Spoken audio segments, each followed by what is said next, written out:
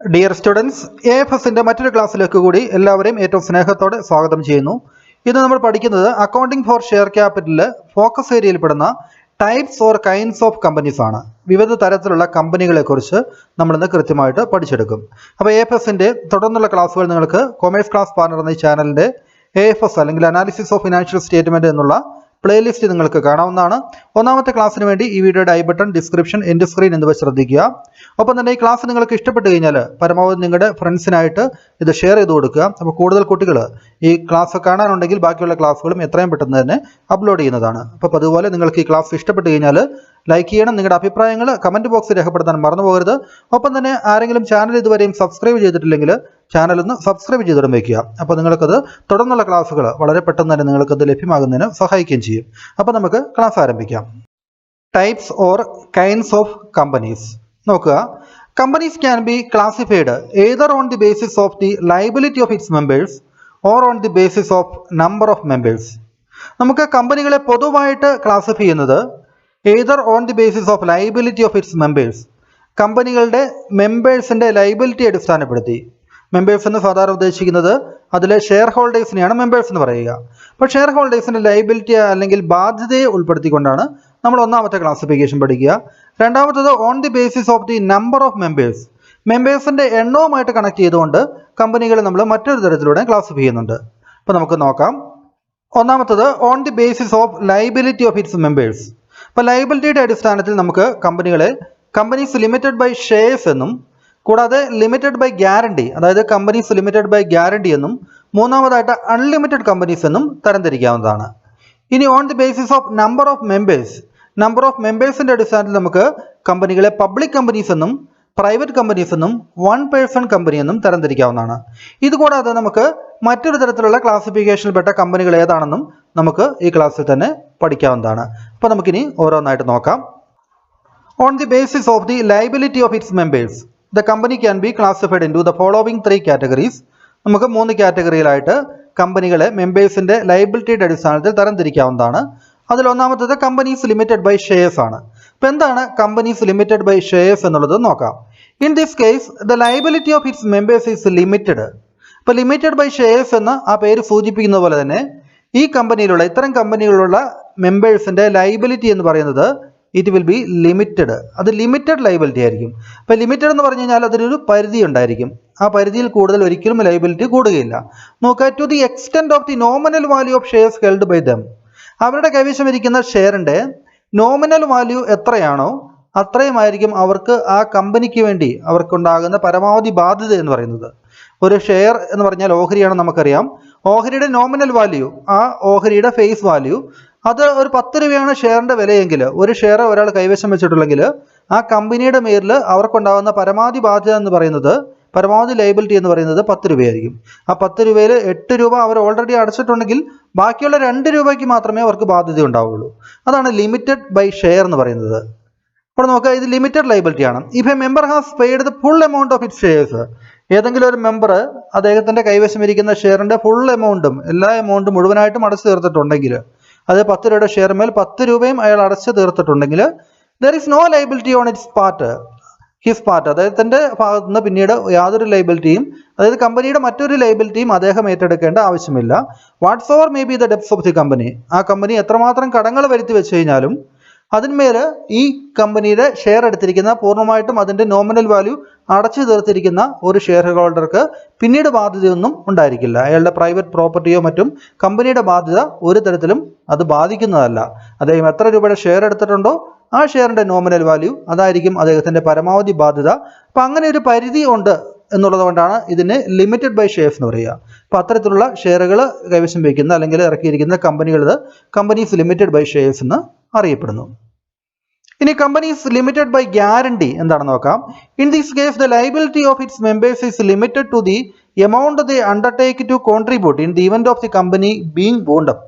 അപ്പോൾ ഇവിടെ ഒരു ഗ്യാരണ്ടി, എത്രയാണ് എമൗണ്ട് കൊടുക്കാമെന്ന് ഓരോ ഷെയർ ഹോൾഡറും പറഞ്ഞിരിക്കുന്നത്, ആ ഗ്യാരണ്ടീഡ് എമൗണ്ട് മാത്രം അവർ കൊടുത്താൽ മതി. അത് പരമാവധി ബാധ്യത എന്ന് പറയുന്നത് ഇവിടെ അവർ എത്രയാണോ ഗ്യാരണ്ടി ചെയ്തിരിക്കുന്നത്, അത് കമ്പനിയുടെ വൈൻഡിങ് അപ്പിൻ്റെ സമയത്ത്, കമ്പനി അടച്ചുപൂട്ടൽ നേരിടുന്ന സമയത്ത് കമ്പനിക്ക് വേണ്ടി എത്ര രൂപയാണോ കോൺട്രിബ്യൂട്ട് ചെയ്യാമെന്ന് അവർ അണ്ടർടേക്ക് ചെയ്യുന്നത്, ആ എമൗണ്ട് ആയിരിക്കും അവരുടെ പരമാവധി ബാധ്യത. In this case the liability of its members is limited to, ഇവിടെ ലിമിറ്റഡ് ആണ്.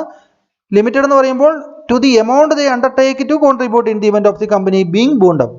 കമ്പനി വൂണ്ട് അപ്പ് ചെയ്യപ്പെടുകയാണ് അല്ലെങ്കിൽ വൈൻഡ് അപ്പ് ചെയ്യപ്പെടുകയാണെങ്കിൽ, കമ്പനി പിരിച്ചുവിടുകയാണെങ്കിൽ, കമ്പനി അടച്ചുപൂട്ടപ്പെടുകയാണെങ്കിൽ ആ സന്ദർഭത്തിൽ കമ്പനിക്ക് വേണ്ടി എത്ര രൂപയാണ് ഇവർ കൊടുക്കാമെന്ന് പറഞ്ഞിരിക്കുന്നത്, കമ്പനിക്ക് അപ്പോൾ ബാധ്യതകളുണ്ടെങ്കിൽ എത്ര രൂപയാണ് കോൺട്രിബ്യൂട്ട് ചെയ്യാമെന്ന് പറഞ്ഞിരിക്കുന്നത്, അതായിരിക്കും അവർ കൊടുക്കേണ്ട പരമാവധി amount.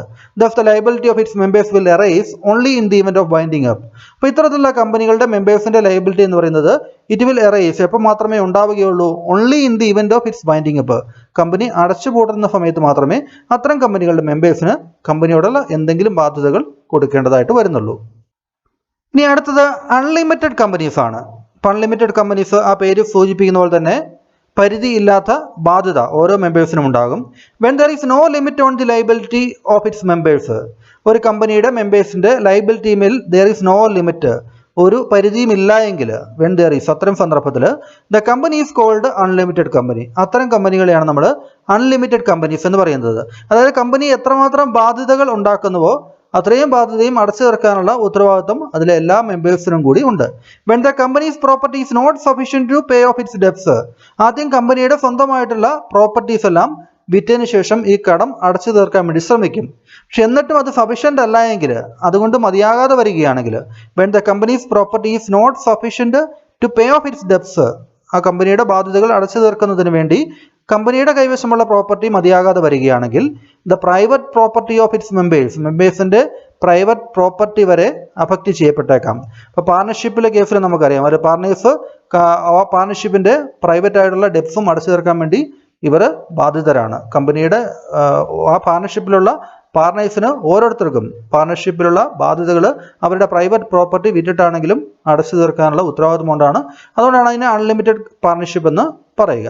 That can be used for the purpose. അതുപോലെ തന്നെയാണ് അൺലിമിറ്റഡ് കമ്പനീസിൽ കമ്പനിയുടെ ബാധ്യതകൾ അടച്ചു തീർക്കാനുള്ള ഉത്തരവാദിത്വം പരിധിയില്ലാതെ തന്നെ എല്ലാ മെമ്പേഴ്സിനുമുണ്ട്. Such companies are not found in India. ഇന്ത്യയിൽ ഇത്തരം കമ്പനികൾ ഇപ്പോൾ കാണപ്പെടുന്നില്ല. Even though permitted by the Companies Act. Companies ആക്ടിൽ അത്തരം കമ്പനികൾക്ക് രൂപം കൊടുക്കാനുള്ള അനുവാദമുണ്ട്, എങ്കിൽ പോലും അത്തരം കമ്പനികൾ സാധാരണ ഇന്ത്യയിൽ കാണുന്നില്ല. ഇനി അടുത്ത ഒരു categorisation on the basis of the number of മെമ്പേഴ്സിന്റെ എണ്ണത്തിന്റെ അടിസ്ഥാനത്തിൽ നമുക്ക് കമ്പനികളെ തരംതിരിക്കാം എന്നുള്ളത് നമ്മൾ ആദ്യം കണ്ടു. Companies can be divided into 3 categories. അവിടെ 3 ആയിട്ട് തന്നെയാണ് തരംതിരിക്കുക.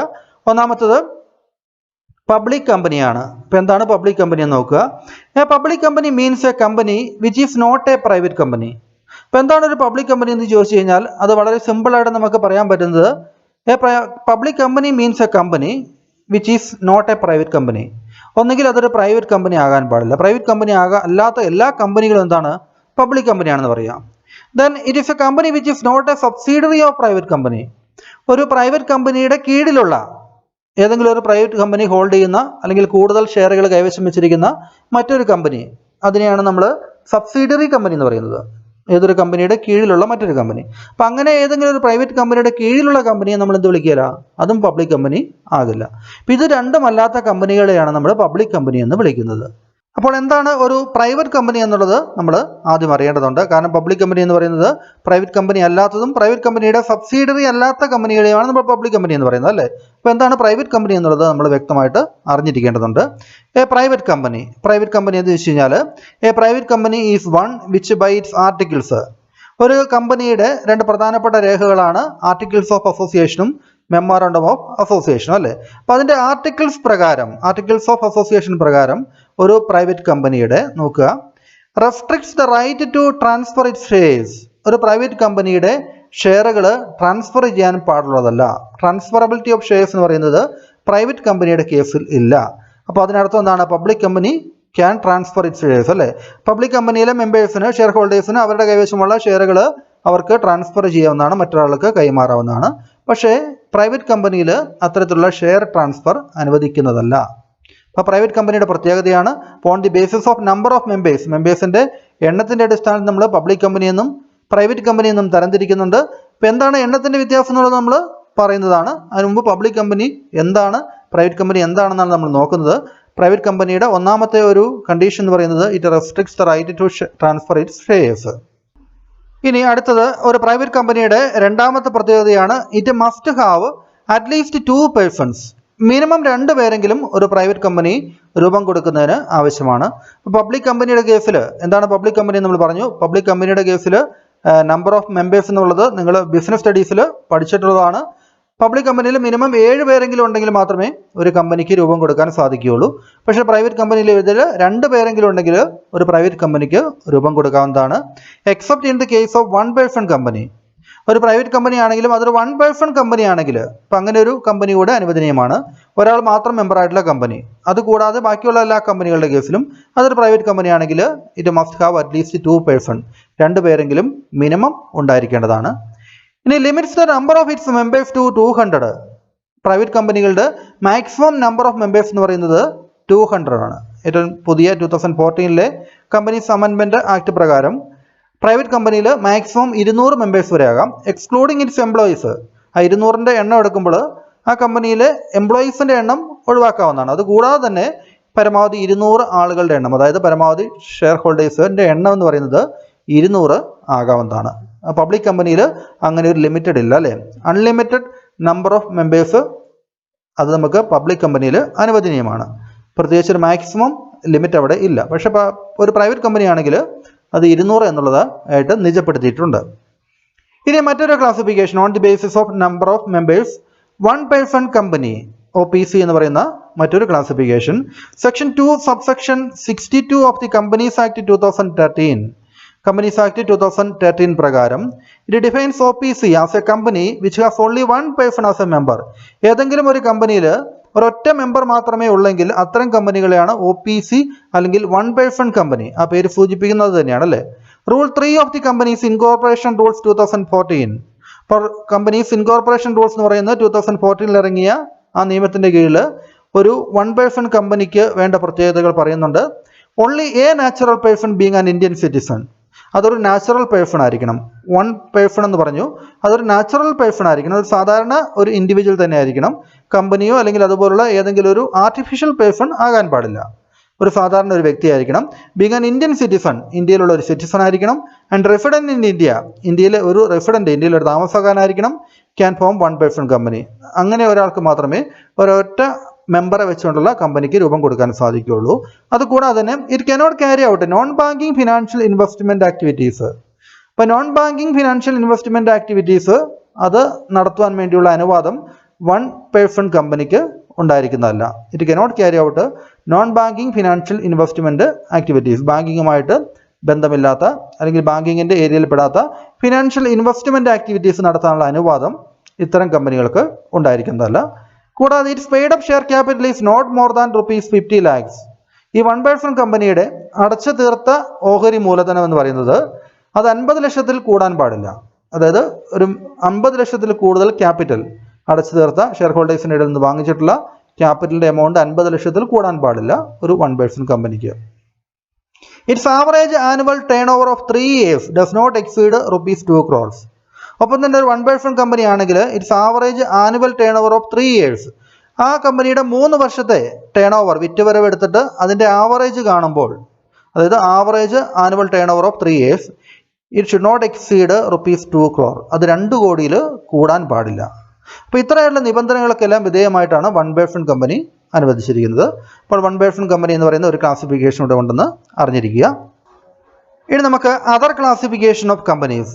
കമ്പനികൾ നമുക്ക് വേറെയും തരത്തിൽ പലതായിട്ട് ക്ലാസിഫൈ ചെയ്യുന്നുണ്ട്. The following are the other classification of companies. ഒന്ന്, registered companies. These companies come into existence only when they receive a certificate of incorporation from registrar of companies. അപ്പോൾ ഇൻകോർപ്പറേഷൻ എന്ന് പറഞ്ഞു കഴിഞ്ഞാൽ കമ്പനികളുടെ രജിസ്ട്രേഷനെയാണ് സൂചിപ്പിക്കുക.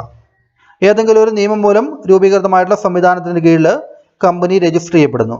അങ്ങനെ രജിസ്റ്റർ ചെയ്യപ്പെടുന്ന കമ്പനികൾ രജിസ്റ്റേർഡ് കമ്പനികളായിട്ട് മാറുന്നു. These companies come into existence, അതായത് കമ്പനി യഥാർത്ഥത്തിൽ നിലവിൽ വരുന്നത് ഇങ്ങനെ ഒരു രജിസ്ട്രേഷൻ നടപടിയിലൂടെ കടന്നുപോയിട്ട് അവർക്കൊരു സർട്ടിഫിക്കറ്റ് ഓഫ് ഇൻകോർപ്പറേഷൻ, അതായത് registration certificate registrar of companies, അതിനുവേണ്ടി നിയോഗിക്കപ്പെട്ട ഒഫീഷ്യലാണ്, ഉദ്യോഗസ്ഥനാണ് രജിസ്ട്രാർ ഓഫ് കമ്പനീസ്. അവരിൽ നിന്നും സർട്ടിഫിക്കറ്റ് ഓഫ് ഇൻകോർപ്പറേഷൻ കിട്ടിയെങ്കിൽ മാത്രമേ ആ കമ്പനി നിലവിൽ വരുന്നതായിട്ട്, ലീഗലി നിലവിൽ വരുന്നതായിട്ട് കണക്കാക്കുകയുള്ളൂ. അത്തരം കമ്പനികളാണ് രജിസ്റ്റേർഡ് കമ്പനീസ് എന്ന് പറയുക. thereby registering themselves under the Companies Act 2013. Companies act 2013 പ്രകാരം അവർ രജിസ്റ്റർ ചെയ്തിട്ടുള്ള ഒരു കമ്പനി ആയിരിക്കണം. അല്ലെങ്കിൽ ഇതിന് മുമ്പുള്ള മറ്റ് കമ്പനീസ് ആക്ടിൻ്റെ കീഴിലോ രജിസ്റ്റർ ചെയ്യപ്പെട്ട കമ്പനികളെ രജിസ്ട്രേഡ് കമ്പനീസ് എന്ന് പറയുള്ളൂ. Hindustan lever limited, procter and gamble, അതെല്ലാം രജിസ്റ്റർ ചെയ്യപ്പെട്ട കമ്പനിയിലാണ്. ആ some of the examples of registered companies. ഇനി സ്റ്റാറ്റ്യൂട്ടറി കമ്പനീസ് എന്തൊക്കെയാണെന്ന് നോക്കാം.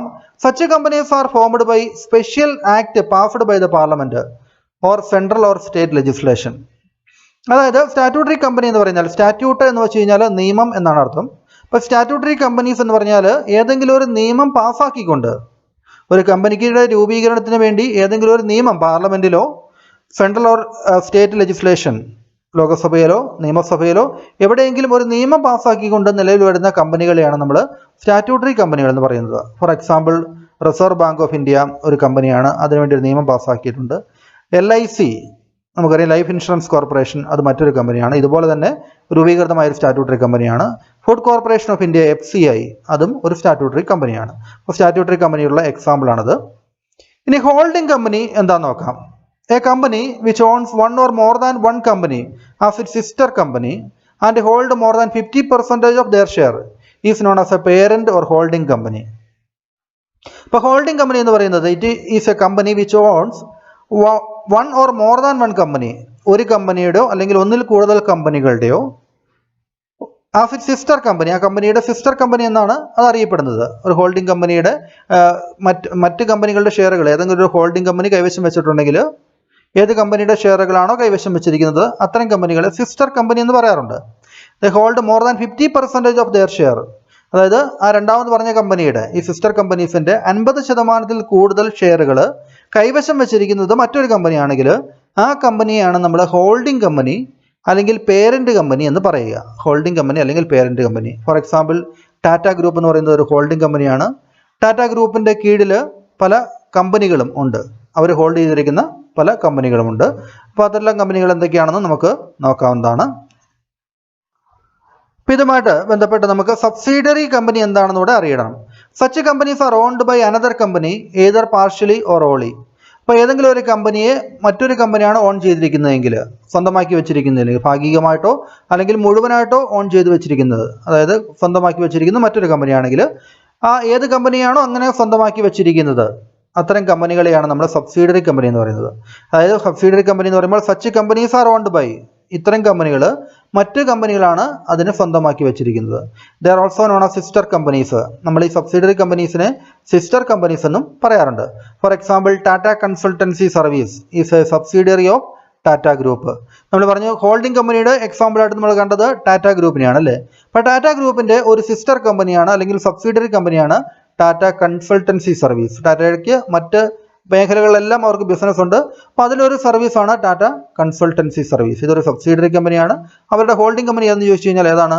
ടാറ്റ ഗ്രൂപ്പാണ്, അല്ലെങ്കിൽ അവരുടെ പേരന്റ് കമ്പനി ടാറ്റ ഗ്രൂപ്പാണ്. ഇനി അസോസിയേറ്റ് കമ്പനീസ് എന്താണ്? അസോസിയേറ്റ് കമ്പനീസ് നോക്കാം. An associate company also known as affiliate company.